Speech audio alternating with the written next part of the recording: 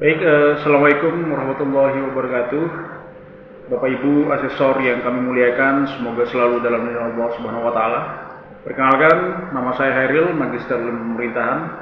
Saya mengampu mata kuliah Administrasi Pembangunan pada semester genap tahun 2024 ini di program studi Administrasi Negara Universitas Bojobima untuk semester 4 kelas A. Kemudian mata kuliah ini terdiri dari 16 kali pertemuan berdasarkan RPS-nya. Kemudian dalam video ini merupakan pertemuan kedua. Materi yang disampaikan berkaitan dengan teori-teori dalam administrasi pembangunan. Tujuan utama dari perkuliahan ini adalah agar mahasiswa mampu menjelaskan perkembangan teori-teori dalam administrasi pembangunan seperti All Public Administration (OPA), kemudian New Public Management (NPM), New Public Service (NPS), Good Governance, teori ketergantungan atau dependensi, kemudian teori modern pembangunan, kemudian teori trickle down effect, kemudian teori pembangunan berkelanjutan. Jadi proses pembelajaran menggunakan metode ceramah dan diskusi studi kasus serta tanya jawab yang diharapkan mampu mengembangkan pemahaman kritis mahasiswa. Bahwa penilaian untuk tugas dan partisipasi dalam diskusi ditetapkan sebesar 10% dari keseluruhan. Pada pertemuan pertama, mahasiswa telah diberikan tugas untuk mencari artikel di Google Scholar yang berkaitan dengan teori-teori tersebut, kemudian mereview artikel tersebut dan menganalisis kasus serta hasil riset yang relevan. Perkembangan teori dalam administrasi pembangunan merupakan topik yang kompleks dan memerlukan pemahaman mendalam dari mahasiswa. Teori All Public Administration atau OPA yang tradisional menekankan pada birokrasi dan hierarki seringkali dikritik karena kurangnya fleksibilitas dan inovasi. Sementara itu, New Public Management (NPM) yang muncul pada tahun 1980-an mengusulkan pendekatan yang lebih efisien dan berorientasi pasar dalam administrasi publik. Pendekatan ini menekankan pada desentralisasi dan manajemen kerja dan peningkatan efisiensi melalui peningkatan persaingan privatisasi. Sebagai reaksi terhadap NPM, muncullah yang namanya New Public Service (NPS) yang mengedepankan pelayanan publik sebagai fokus utama dan menekankan pentingnya nilai-nilai demokratis dan partisipasi warga dalam proses administrasi publik. Di sisi lain ada teori Good Governance yang menekankan prinsip-prinsip transparansi, akuntabilitas, partisipasi, dan efektivitas dalam pengelolaan pemerintahan berdasarkan 9 prinsip yang kemudian diterapkan. Kemudian dalam konteks global ada teori ketergantungan atau dependensia yang menyoroti tentang hubungan antara negara-negara maju dan berkembang, di mana negara berkembang seringkali berada dalam posisi yang tidak menguntungkan dalam sistem ekonomi global. Kemudian berkembang lagi ada teori yang namanya modern pembangunan yang mengusulkan bahwa pembangunan itu harus dilihat secara holistik, mencakup aspek sosial, ekonomi, lingkungan. Yang selanjutnya ada teori trickle down effect yang mengklaim bahwa keuntungan dari pertumbuhan ekonomi itu akan menyebar ke seluruh lapisan masyarakat. Di efek rembesannya itu kemudian menurun kepada masyarakat. Meskipun teori ini sering diperdebatkan karena efektivitasnya, karena seringkali dianggap menghasilkan aktivitas-aktivitas korupsi yang baru. Jadi menunggu rembesan itu sangat sulit. Sebenarnya teori pembangunan berkelanjutan menekankan pada pentingnya mensinergikan antara pembangunan ekonomi, pembangunan sosial, dan perlindungan lingkungan. Jadi ide dan gagasan dari teori ini menganggap bahwa pembangunan itu harus mampu untuk memenuhi kebutuhan generasi sekarang tanpa mengorbankan kemampuan generasi mendatang untuk memenuhi kebutuhan manusia di masa depan.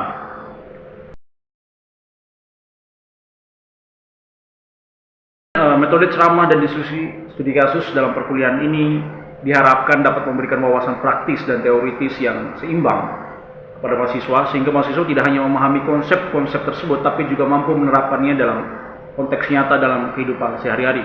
Mahasiswa yang berhasil menguasai materi ini akan memiliki bekal yang kuat untuk menganalisis dan mengembangkan kebijakan publik, konteks pembangunan berkelanjutan, administrasi pembangunan di masa depan yang lebih efektif dan efisien.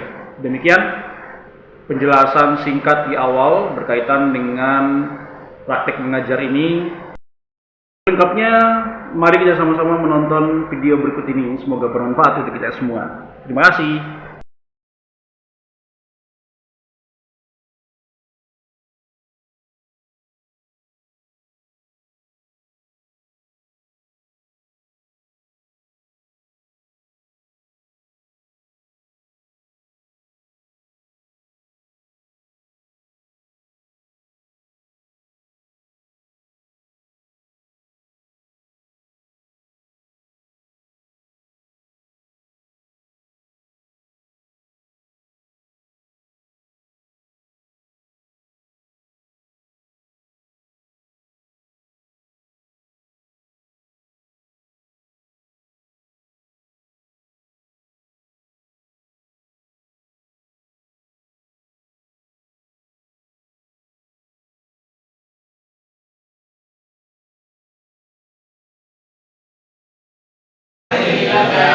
Puasa semua? Alhamdulillah, ini karena bulan yang berkah, jadi kita harus banyak-banyak mencari keberkahan di bulan suci Ramadan ini.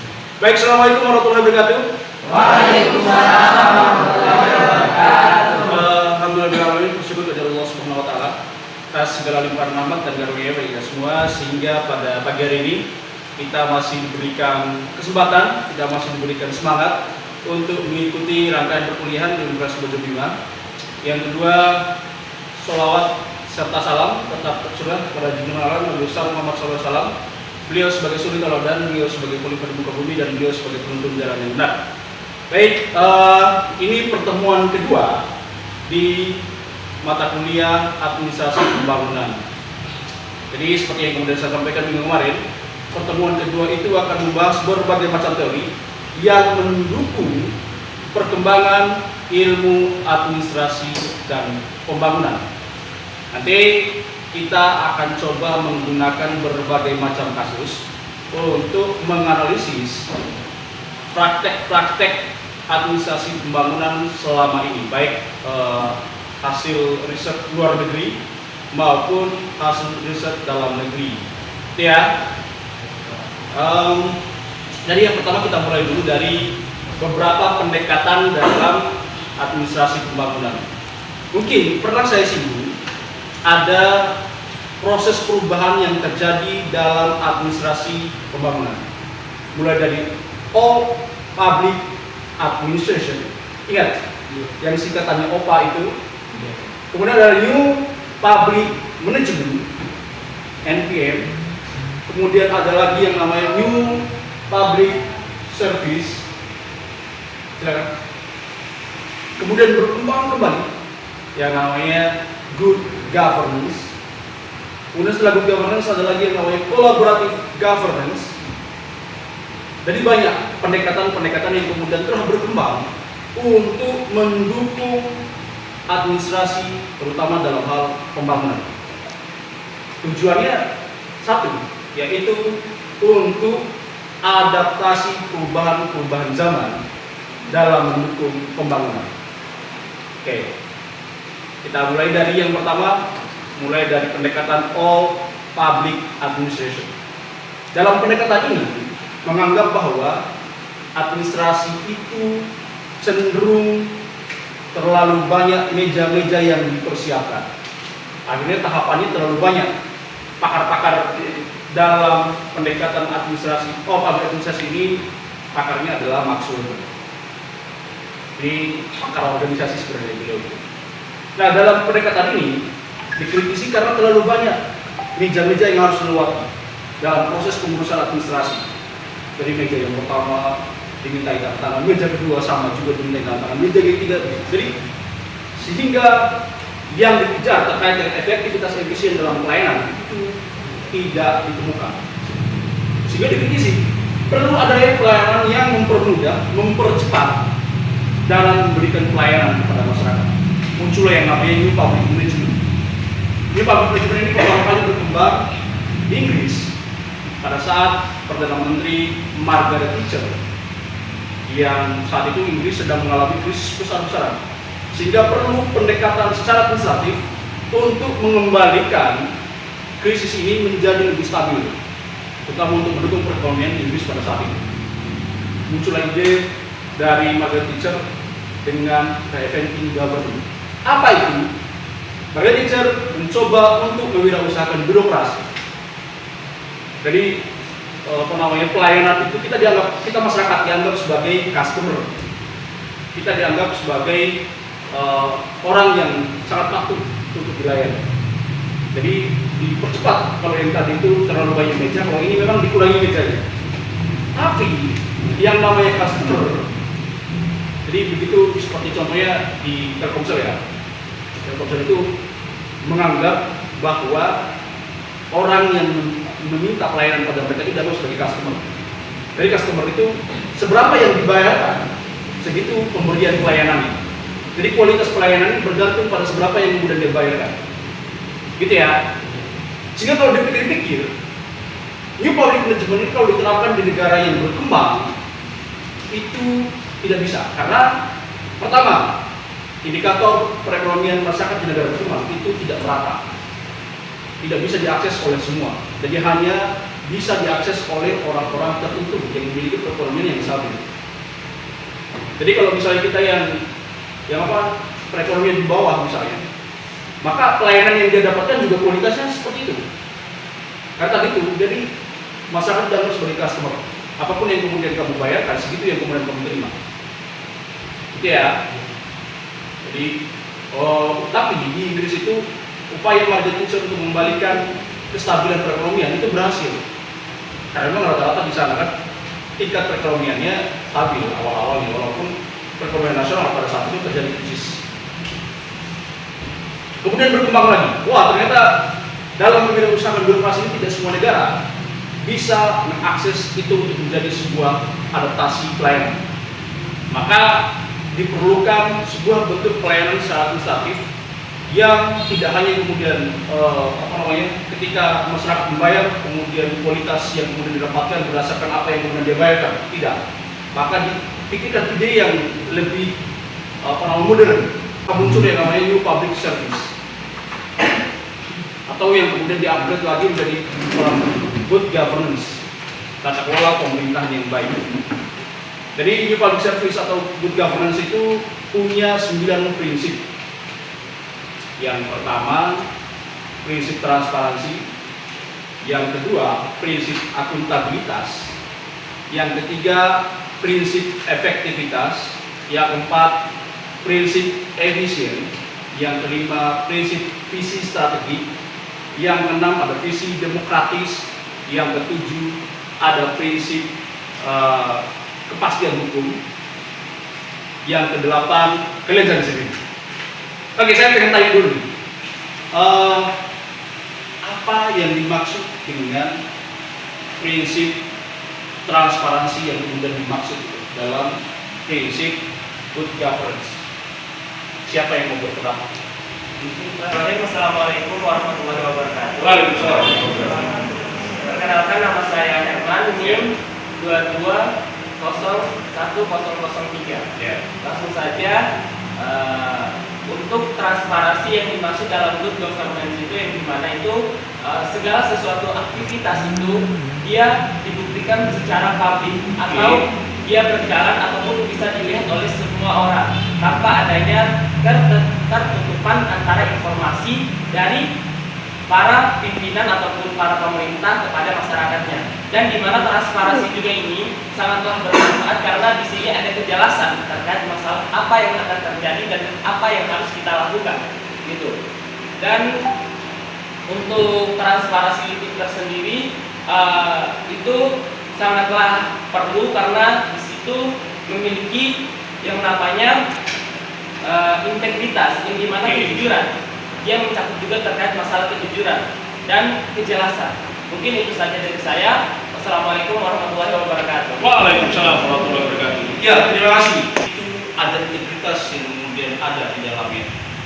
Terutama pada saat ini pemerintah dituntut supaya lebih transparan, terutama dalam pengelolaan keuangannya. Maka yang muncul yang namanya e-government itu supaya masyarakat kita semua, publik bisa mengakses informasi keuangannya, apa yang kemudian telah dikerjakan, siapa saja yang kemudian terlibat, itu ada semua dalam data-data yang kemudian diproses oleh pemerintah dalam e-government, dalam sistem komunikasi pemerintahan. Jadi itu bagian dari bentuk transparansi. Jadi betul bahwa transparansi itu untuk menciptakan integritas di ranah pemerintahan. Benar. Karena kasus korupsi selama ini terjadi karena tingginya power dari orang yang kemudian terlibat dalam suatu urusan itu, kemudian tidak terbukanya informasi. Jadi akhirnya dia bisa kemudian leluasa untuk mengelola hal-hal apapun di dalamnya tanpa kemudian diketahui oleh publik. Makanya perlu ada yang namanya transparansi. Sudah benar? Oke, ada lagi. Siapa yang mau berpendapat? Siapa lagi kira-kira yang mau berpendapat? Oh, santai saja kita. Siapa lagi kira-kira yang mau berpendapat? Oke, kita lanjut ya. Jadi dari beberapa pendekatan administrasi pembangunan tadi yang sudah disampaikan oleh KOPA, NPM, NPS, governance, collaborative governance, tujuannya adalah supaya terjadi ini.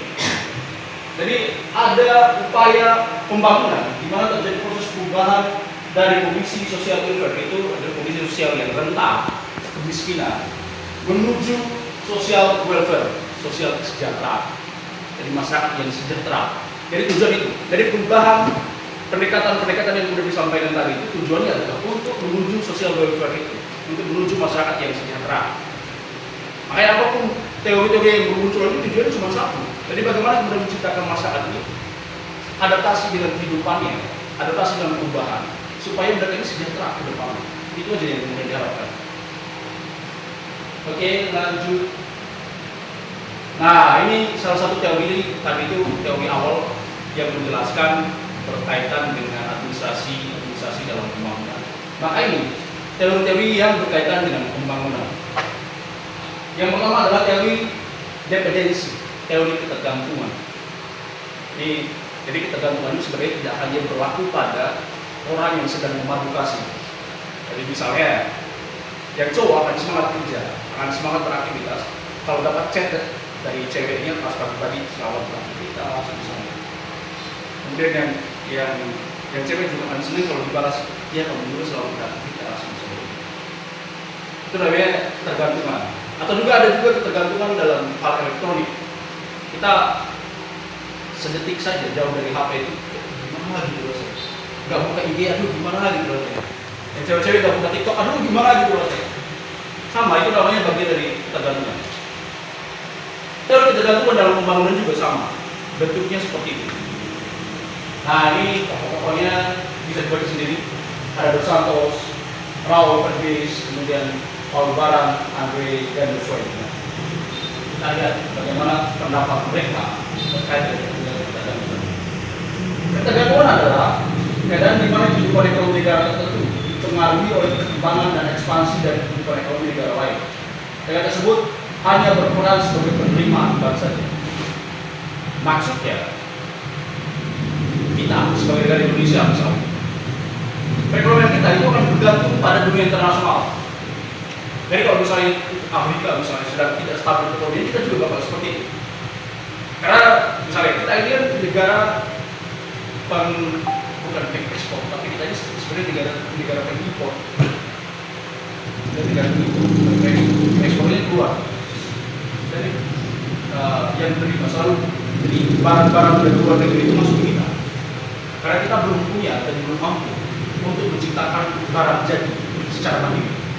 Maka kita itu selalu memasukkan barang-barang yang sudah jadi, misalnya HP, kemudian televisi, alat elektronik, makanan, bahkan pertanian kita juga impor. Padahal kita sebenarnya punya sumber daya sendiri. Makanya kita bingung. Pernah 2012 itu kita pernah impor garam dari luar. Kita pernah impor garam dari Thailand. Katanya kualitas garam kita itu lebih bagus. Padahal kita punya pulau yang 17.000 pulau dengan garis pantai yang begitu panjang, tapi kita masih impor. Harusnya kita sudah pada posisi mengekspor barang jadi.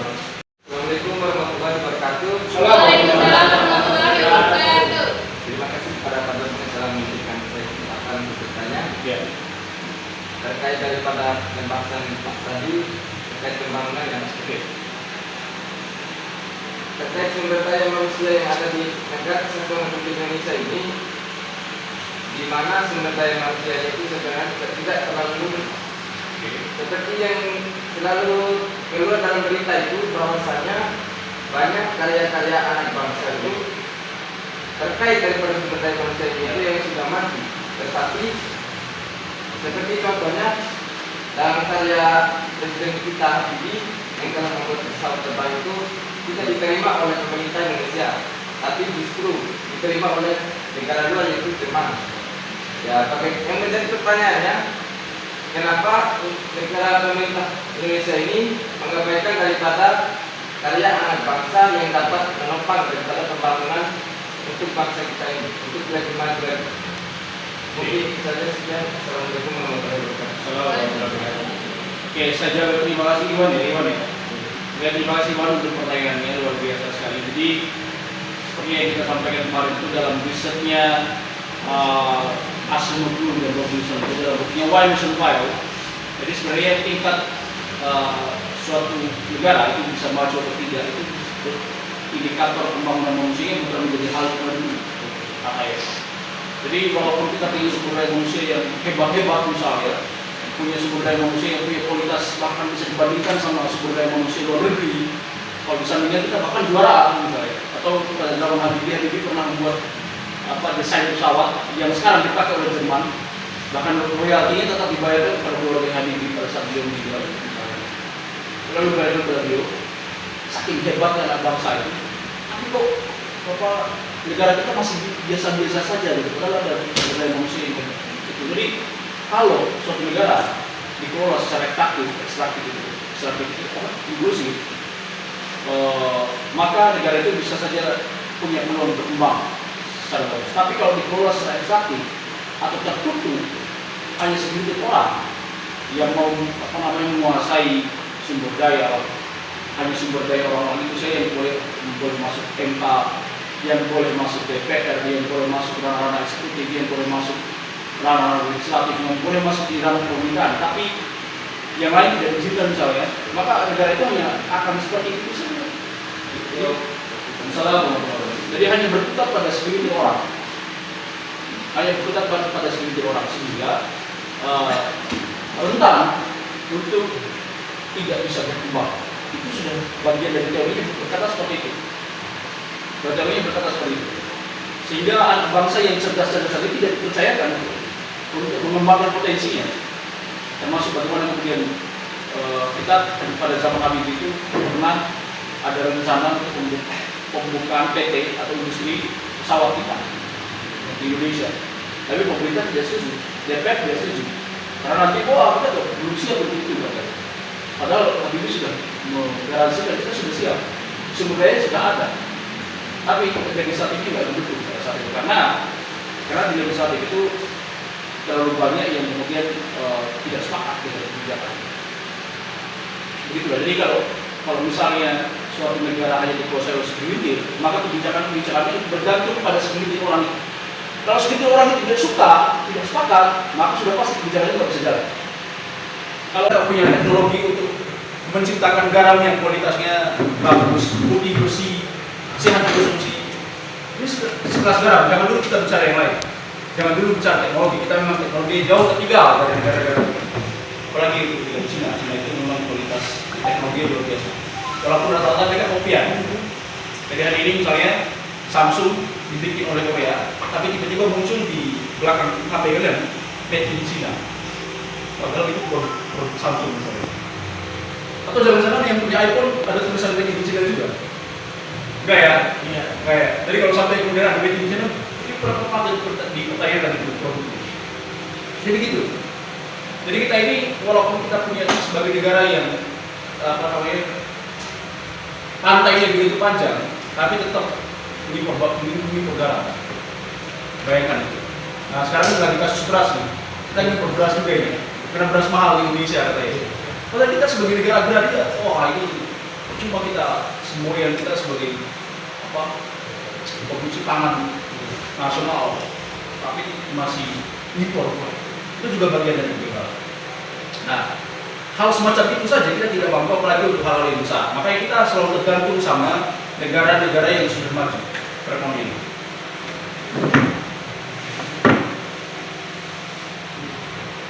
Nah, kalau menurut pandangan Rao, teori pembagian kerja secara internasional yang didasarkan pada teori pertumbuhan komparatif telah menyebabkan negara di dunia melakukan spesialisasi produksinya. Nah, dia coba membagikan antara negara pusat, center, yang menghasilkan barang industri, sedangkan negara pinggiran memproduksi hasil pertanian. Nah, kita ini kira-kira masuk negara pusat apa negara, negara pinggiran kita ini. Kalau menurut pendapatnya Rao, kira-kira kita ini menghasilkan barang dari industri, apa kemudian memproduksi hasil pertanian? Memproduksi hasil pertanian. Ya. Jadi berarti kita ini diambil sebagai negara pinggiran itu pendapat media. Jadi banyak istilah-istilah untuk negara-negara yang belum maju itu. Ada negara pinggiran tiga, ada negara pinggiran, banyak sekali istilah-istilahnya. Jadi, kita terima saja dulu istilah yang dipakai oleh Rao ini, kita sebagai negara pinggiran, periferi. Nah, pendapatnya Raul. Jadi negara dalam teori ketergantungan itu ada negara center. Negara center ini adalah negara yang sebagai pusat mulai dari industri, teknologi, kemudian makanan, pakaian, semuanya pusatnya di situ. Kemudian negara produksi itu negara-negara yang memang menghasilkan suatu barang yang belum jadi, maka akan diolah oleh negara center nanti ya, diolah negara pusat. Misalnya kalau kita lihat potensi yang paling besar adalah kelapa sawitnya besar, mineral, emas dan segala macam mineral di kita itu besar. Tapi yang bentuk bentuk galiannya bukan dalam bentuk jadi seperti yang kalian pakai yang emas-emas itu rata-rata dikelola juga di luar itu. Walaupun kita ada sih yang secara dikelola industri rumahan, tapi yang namanya kita ini lebih senang sama yang branded. Padahal sebenarnya kualitasnya sama.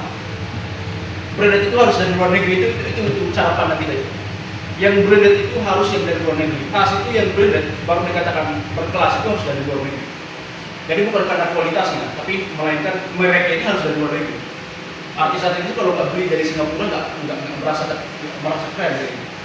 Artis itu kalau bukan produknya Paris, wah itu bukan keren namanya. Begitu itu cara pandang yang kemudian belum berubah di masyarakat kita. Sama. Tidak hanya yang masyarakat yang tinggi, tapi juga masyarakat kita yang di bawah juga sama berpikir seperti itu. Jadi branded itu hitungannya adalah barang yang dari luar negeri. Padahal kualitasnya lebih bagus dari kita. Justru mereka sebenarnya ngambil produk kita, kemudian ditempel di nama mereka, kemudian dijual lagi ke kita. Sebenarnya barang kita. Nah itu maksudnya dari kita itu belum mampu secara tegas untuk mengatakan kalau barang kita ini lebih bagus daripada barang-barang dari luar negeri. Nah itu kemampuan kita yang pada makanya si Raul ini membagikan negara dalam teori ketergantungan itu ada negara pusat, center, sama negara yang terpinggir.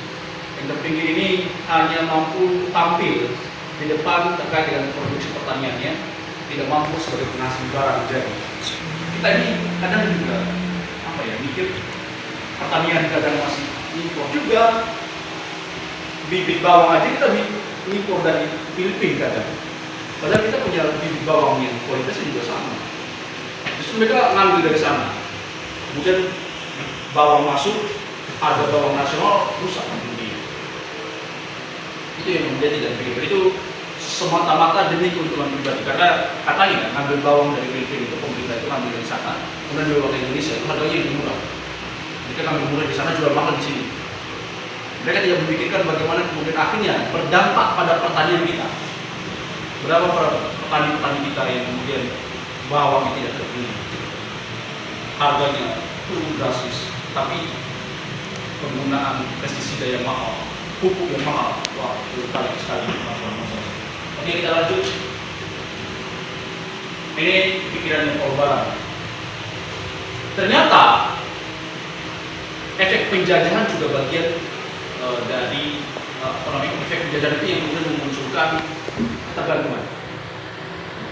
Memang dulu itu pada saat zaman imperialis, zaman Belanda yang berapa tahun kita dijajah oleh Belanda? Ada yang masih ingat? Berapa ratus tahun kita dijajah oleh Belanda? 3,5 abad itu sama dengan berapa ratus tahun? 350 tahun. 350 tahun.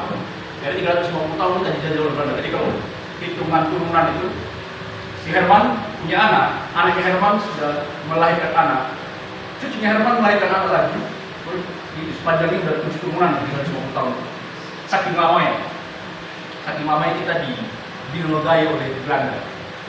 Nah, akhirnya kemudian saking lamanya kita dijajah, maka kebiasaan-kebiasaan kita juga mengikuti dari pada saat zaman penjajahan, termasuk kemampuan kita untuk tampil di ruang-ruang internasional itu merasa namanya juga insecure. Kalian pernah merasa insecure? Orang yang sering dibully itu biasanya merasa insecure. Jadi padahal kita tampan, padahal kita cantik, padahal kita punya body bagus, padahal kita punya kemampuan bagus, pemikiran bagus, tapi kalau sering dibully itu merasa insecure. Apa-apa itu kita merasa insecure, takut. Padahal kita punya kelebihan. Nah itu sama dengan negara kita. Kita tidak mampu untuk kemudian tampil di depan untuk menyuarakan kemampuan kita karena sudah terlalu lama ditekan pada saat imperialisme.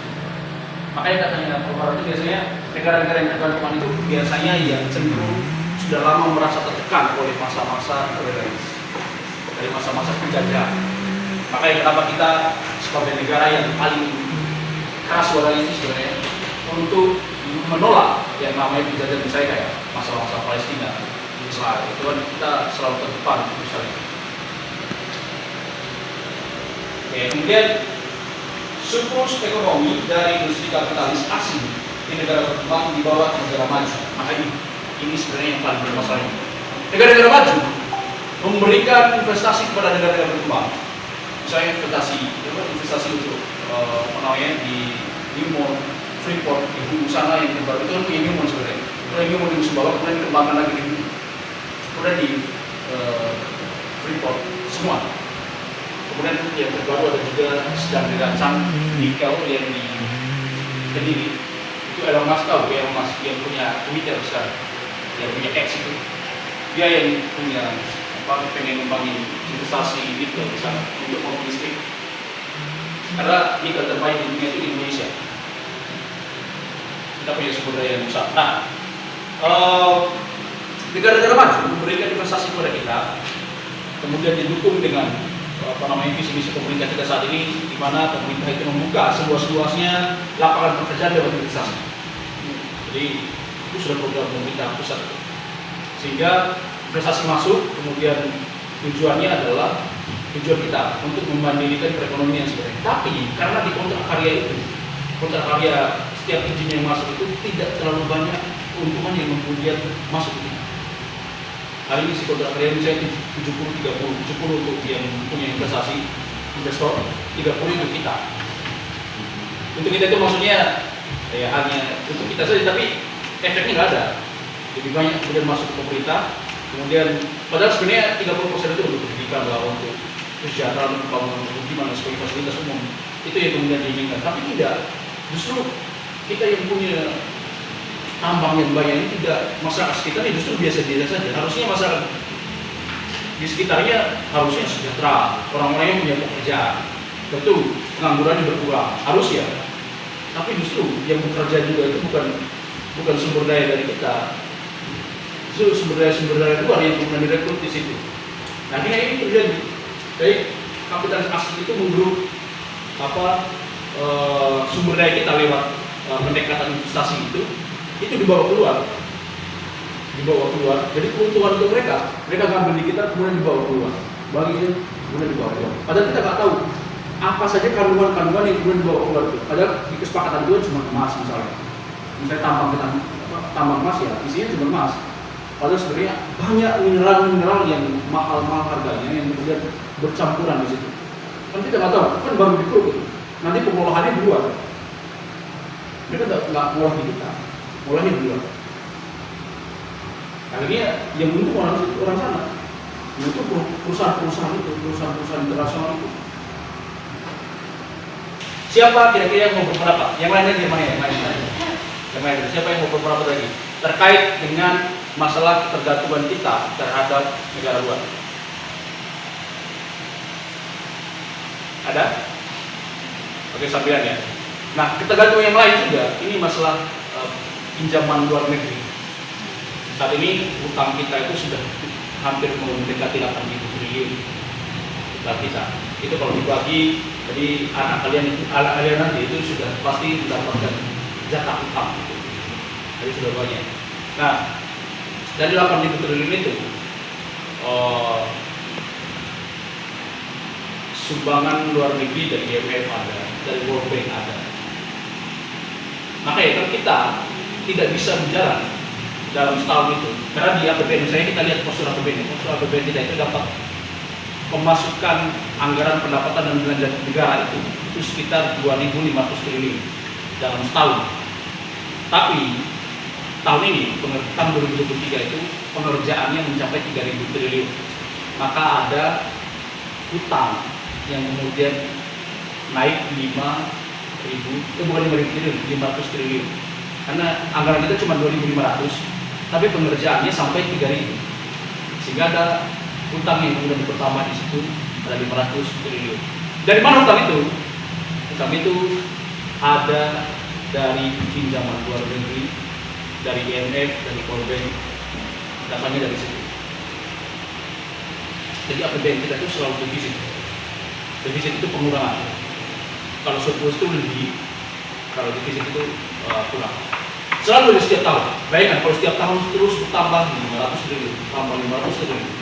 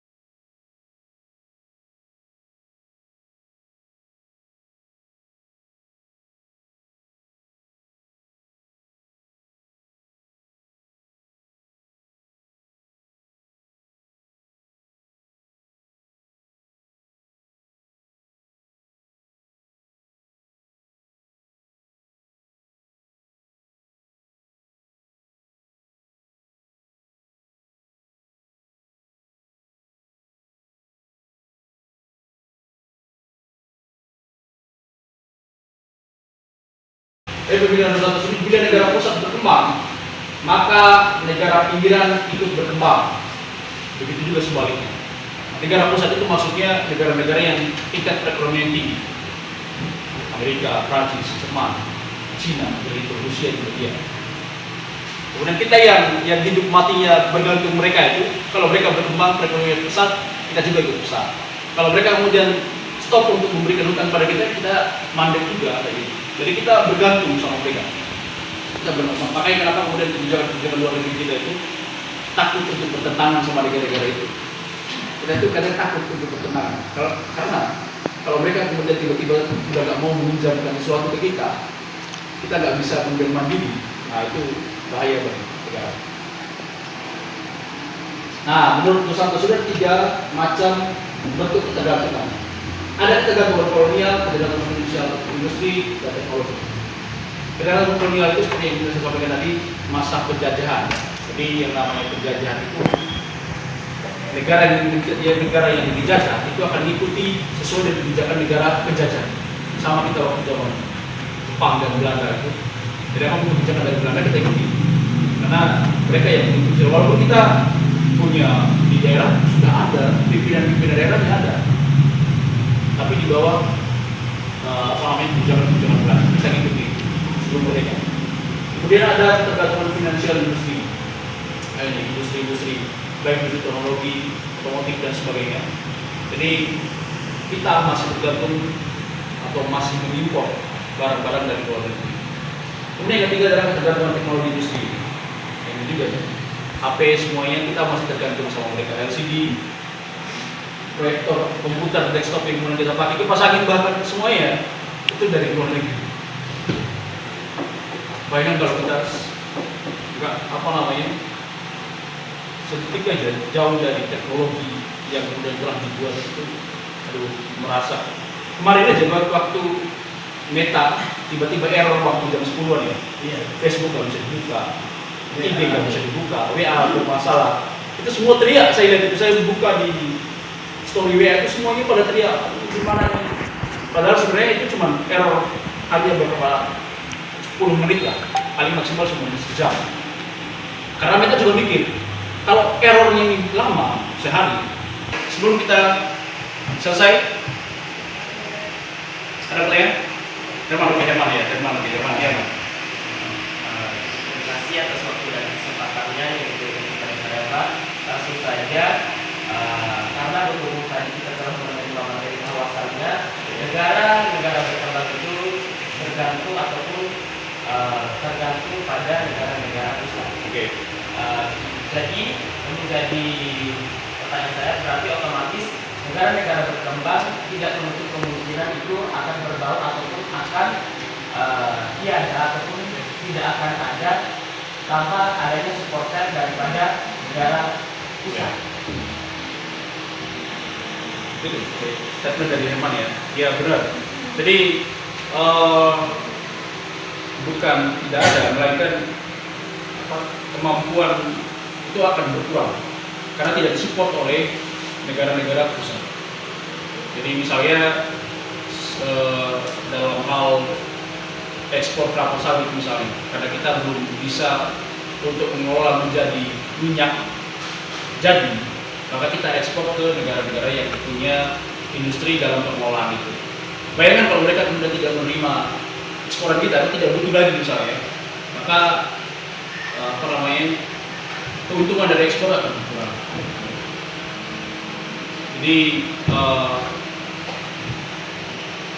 bakal banyak masalah yang kemudian terjadi ketika dukungan internasional itu hilang. Seperti halnya seperti yang saya sampaikan di Yunani itu, ketika mereka kemudian menyampaikan informasi bahwa mereka sudah menjadi negara bangkrut pada tahun 2012, sehingga banyak negara-negara donor itu maksudnya negara senter tadi, negara-negara yang memberikan bantuan itu sudah tidak berani lagi untuk meminjamkan aset-asetnya kepada Yunani, karena didasar bahwa Yunani sudah tidak mampu lagi untuk membayar atau mengembalikan nanti. Jadi gitu. Jadi konsekuensi bagi negara kita sebagai negara penerima ini begitu. Ketika negara donornya menjauh, maka pemasukan kita akan kurang. Konsekuensinya kebangkrutan bagi sebuah negara. Itu yang kita lakukan. Karena kita belum mampu mandiri secara industri, secara perekonomian, secara sumber daya manusia bahkan. Ya. Jadi kesimpulannya, teori ketergantungan ini membuat negara, bila kita pakai istilah negara pinggiran, negara terbelakang, negara dunia ketiga, akan merasa tergantung pada negara-negara industri atau negara center. Karena setiap kebijakan mereka akan berdampak pada negara kita, negara-negara berkembang. Kemudian negara berkembang mengikuti bagaimana siklus perkembangan yang ada pada negara-negara maju. Sekian, terima kasih telah menonton video praktek mengajar ini. Semoga bermanfaat, semoga memberikan informasi baru yang berkaitan dengan perkembangan teori-teori dalam administrasi pembangunan. Demikian, billahi taufiq, wassalamualaikum warahmatullahi wabarakatuh. Dadah.